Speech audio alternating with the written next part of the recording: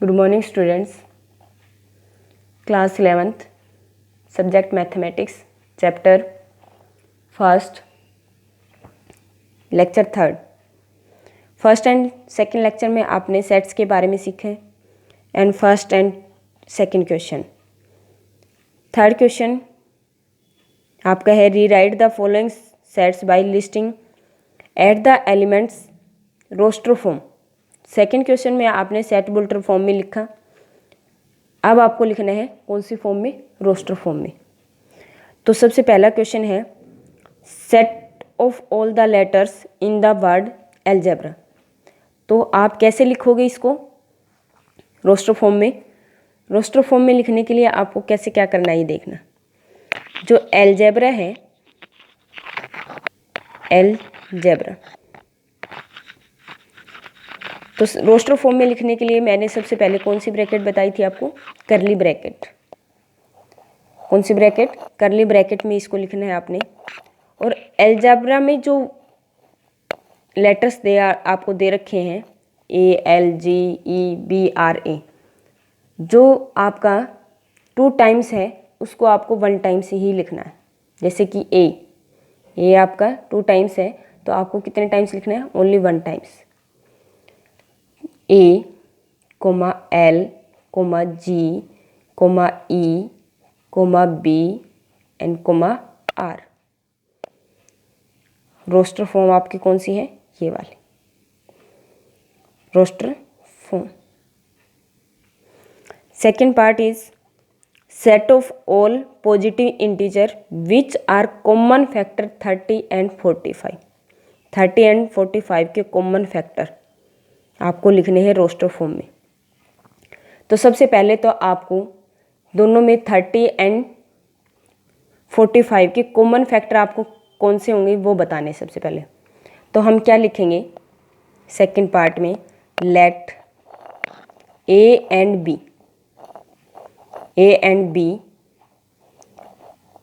The set A and B the set of all positive integers which are factors of 30 and 45। सबसे पहले तो हमें ये पता होना चाहिए 30 एंड 45 के फैक्टर्स कौन से हैं, फिर उनमें से कॉमन निकाल सकते हैं, फिर उसको रोस्टर फॉर्म में लिखना है आपको। तो A आपका 30 है, 30 के आपके फैक्टर्स कौन से होंगे? 30 के फैक्टर्स आपके 1, 2, 3, 5, 6, 10, 15 एंड 30। और B यानी 45 के फैक्टर्स कौन से होंगे आपके? 1, 3, 5, 9, 15 एंड 45। अब आपको क्या करना है? Set of common factor 30 and 45। Set of common factor of 30 and 45। 30 and 45 के कॉमन फैक्टर क्या होंगे आपके, और कौन सी ब्रैकेट के अंदर लिखना है आपको? करली ब्रैकेट के अंदर। तो 1, 3, 5 एंड 15 ये आपके दोनों के कॉमन फैक्टर हैं। तो आपने कौन सी फॉर्म में लिखा इसको? रोस्टर फॉर्म में। कौन सी फॉर्म में लिखा आपने? रोस्टर फॉर्म में। फिर आपका क्वेश्चन आता है set of all prime number which are even. Set of all prime number which are even, आपको सेट बनाना है। क्या बनाना है? सेट। थर्ड पार्ट में किसका इसने पूछा है? रोस्टर फॉर्म में लिखना है आपको। कौन सी फॉर्म में लिखना है? रोस्टर फॉर्म में। रोस्टर फॉर्म में लिखने के लिए आप सबसे पहले आपको set of all prime number which are even, जो इवन नंबर भी होना चाहिए और प्राइम नंबर भी होना चाहिए। तो आपका कौन सा नंबर होता है? वो 2, जो इवन नंबर भी है और प्राइम नंबर भी है। ठीक है, तो ये आपका सेट बन गया रोस्टर फॉर्म में। फोर्थ पार्ट में आपसे पूछा है कि जो x square is equal to 4 and x is equal to 3, ना एक्स इज इक्वल टू 3 दे रखा है इसने, does not satisfy x square is equal to 4, जो x square is equal to 4 को सेटिस्फाई नहीं कर रहा। ठीक है, तो आप कैसे लिखोगे इसको? फोर्थ में let A is equal to curly bracket के अंदर x square is equal to क्या दे रखा है 4 and comma x is equal to हमें क्या दिया है 3। तो नाउ जो एक्स इज इक्वल टू 3 है ना हमारा, वो इसको सेटिस्फाई नहीं कर रहा है। इसकी वैल्यू क्या आएंगी? +-2। क्या आएंगी? +-2 ना। X square is equal to 4 square से स्क्वायर रूट में कन्वर्ट हो जाएगा, तो एक्स इज इक्वल टू क्या होगा? +-2। जो एक्स इज इक्वल टू 3 दे रखा है वो does not exist, does not exist, does not satisfy x square is equal to 4। तो there is no number of A, there is no number, no member of A का कोई member नहीं है ना। ठीक है, तो आपका जो ए होगा वो क्या होगा? Empty set. क्या होगा आपका? Empty set. कौन सा होगा? A is an empty set.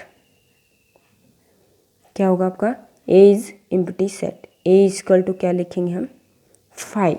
अगर इसको करली ब्रैकेट के अंदर लिखा तो यह आपका इसके अंदर 1 एलिमेंट हो जाएगा, ये एम्प्टी सेट नहीं होगा आपका। ठीक है, नेक्स्ट क्वेश्चन में आपको पूछा इसने x square is equal to 9, 2x is equal to 4। तो यहाँ से x इज इक्वल टू कितना आएगा? 2।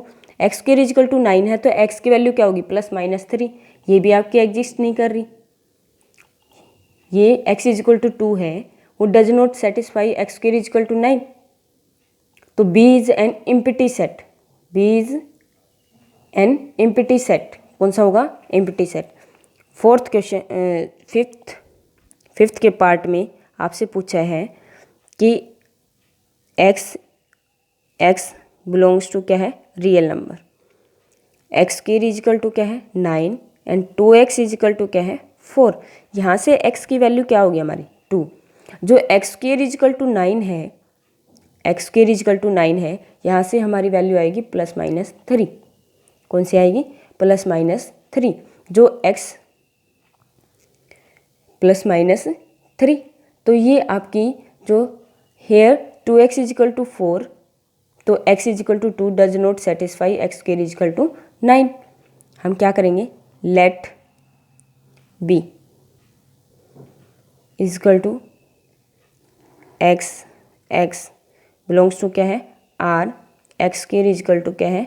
9 and 2x is equal to 4। Here 2x is equal to क्या है? 4। x इज इक्वल टू क्या आएगा? 2। x की वैल्यू यहाँ से निकालेंगे तो क्या आएगी? 2। Does not satisfy, does not satisfy x square is equal to 9। 4 x belong to क्या दे रखा है इसने? Real number. ठीक है, तो b इज क्या होगा हमारा? हमने इसको क्या लिया है? इस सेट को b सेट लिया है, तो ये b is an empty set. b इसके अंदर कोई नंबर ही नहीं आ रहा, तो ये क्या होगा हमारा? Empty set. b is an empty set, empty set. b is equal to क्या लिखेंगे हम? 5। अब इसको करली ब्रैकेट के अंदर नहीं लिखना आपको। अगर आपने करली ब्रैकेट के अंदर लिखा तो ये आपका नल सेट नहीं होगा, यानी एम्प्टी सेट नहीं होगा। ठीक है, अब आपको नेक्स्ट के पार्ट में आपको 6, 7 एंड 8 एंड 9 ये आपने ट्राई करके देखने क्वेश्चंस। फोर्थ पार्ट में which of the following sets are null set and why? Null set है कि नहीं और क्यों नहीं है, ये आपको रीजन बताना है इसमें फोर्थ पार्ट में। तो फोर्थ पार्ट में आपको रीजन बताना है कि नल सेट है कि नहीं, और है नहीं तो क्यों नहीं है। तो सबसे पहला जो क्वेश्चन है आपका, क्वेश्चन नंबर 4 में A is equal to curly bracket के अंदर आपकी 0, set having 0 is its only element. अब आपको मैंने बताया था कि करली ब्रैकेट के अंदर अगर 0 भी है तो आपका नल सेट नहीं होगा, ये आपका एक वन मेंबर होगा इस सेट का, यानी इस सेट के अंदर एक एलिमेंट है आपका। ठीक है, तो हम कैसे लिखेंगे, ए इक्वल टू करली ब्रैकेट के अंदर हमारा क्या है 0, हैज़ वन मेंबर जिसका नाम क्या है 0, क्या है वो 0। therefore it is not a null set। हमने इसको बता दिया है कि जो आपका सेट बनाया आपने उसके अंदर वन एलिमेंट है हमारा, तो ये आपका नल सेट नहीं हो सकता। ठीक है, यह आपका नल सेट नहीं हो सकता। सेकंड पार्ट में आपसे पूछा है कि सेकंड पार्ट में आपको दिया है जो b इज इक्वल टू दिया है x plus 3 is equal to 3। अब यहाँ से x की वैल्यू निकाल लें हम, x plus 3 is equal to 3। तो अब यहाँ से x की वैल्यू क्या आएगी आपकी, 3 minus 3 is 0, x is equal to 0। अब सेट के अंदर हमारी कोई वैल्यू आ रही है ना, ये सेट के अंदर हमारी कोई वैल्यू यानी x की वैल्यू कुछ तो वैल्यू आ रही है ना। ठीक है, तो b इज क्या होगा हमारा, नॉट नल सेट। तो b is not null set, B is not a null set as it has one member